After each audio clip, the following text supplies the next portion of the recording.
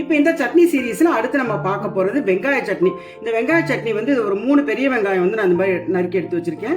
இதில் 2 சின்ன சைஸ் தக்காளி, 2 தக்காளி எடுத்து வச்சுருக்கேன். இதில் வந்து 6 காஞ்ச மிளகாய் இருக்குது, கொஞ்சம் இஞ்சி இருக்குது. இப்போ இது வெங்காய சட்னி அப்படின்னா இதில் வெங்காயம் தான் ஜாஸ்தியாக இருக்கணும். மிச்ச பொருள் வந்து நிறைய போட்டு அதை வந்து இந்த வெங்காயத்தோட டேஸ்ட்டு குறைஞ்சிடக்கூடாது. அதனால் இப்போ ஒரு சட்னி எடுத்துட்டோம்னா அது மேஜராக என்ன சட்னியோ அதுதான் ஜாஸ்தியாக இருக்கணும். பாக்கி பொருள் வந்து கொஞ்சம் கம்மியாக தான் இருக்கணும். அப்போ தான் வந்து அந்த டேஸ்ட் வந்து நல்லா வரும்.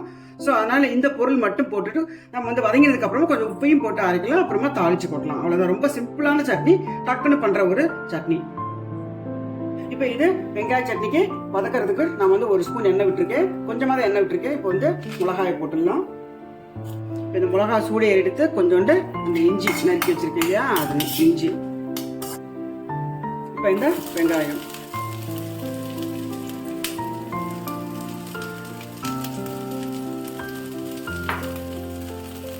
கொஞ்ச நேரம் இந்த வெங்காயம் வதங்கினதுக்கு அப்புறமா தக்காளி போடுவோம். இப்போ இந்த வெங்காயம் வதங்கினது போதும், நம்ம தக்காளியை சேர்த்துக்கலாம். அவ்வளோதான், இந்த நறுக்கின தக்காளியை சேர்த்துக்கலாம். ஸோ தக்காளியை சேர்த்து ஒரு 2 நிமிஷம் வதக்கிட்டு அப்புறம் ஆற வச்சு அரைச்சிக்கலாம். தக்காளி வதங்கிடுச்சு, நம்ம இதை கொஞ்சம் உப்பு போட்டுக்கலாம். இப்போ நம்ம அடுப்பை ஆஃப் பண்ணிடலாம். போகிறோம், ஆறுனதுக்கு அப்புறமா அரைக்கலாம். அடுப்பை எடுத்து மிக்ஸி ஜாரில் மாற்றிருக்கேன். இதை நம்ம அரைச்சி தாளிச்சுக்கலாம். இப்போ நம்மளோட சட்னியை அரைச்சாச்சு. இதை வந்து ரொம்ப விழுமுனை, ரொம்ப நைஸாக அரைக்க வேண்டாம், ஓரளவுக்கு அரைச்சா போகிறோம். ரொம்ப நைஸாக அரைக்க வேண்டாம், அப்போ தான் வந்து டேஸ்ட்டாக இருக்கும். இது தண்ணி விட்டு இதில் வந்து நம்ம சேர்த்துக்கலாம். இன்னும் கூட கொஞ்சம் தண்ணி விட்டு அலசி எடுத்துக்கலாம். ஸோ நம்ம தொட்டுக்கு சாப்பிடணும் இல்லையா, ஸோ அந்த மாதிரி. ஓகே, இப்போ இதை தாளிச்சு கொட்டிடலாம்.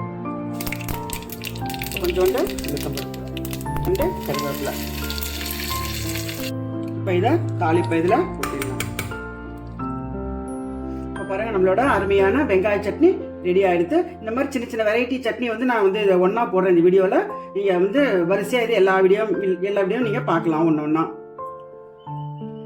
இப்போ பார்த்த இந்த சிம்பிளான வெங்காய சட்னி உங்களுக்கு ரொம்ப பிடிச்சிருக்குன்னு நினைக்கிறேன். இதே மாதிரி டேஸ்ட்டில் பண்ணுங்கள், ரொம்பவே நல்லாயிருக்கும். இதில் போட்ட பொருள் மட்டும் போட்டு நீங்களும் வந்து ட்ரை பண்ணுங்கள்.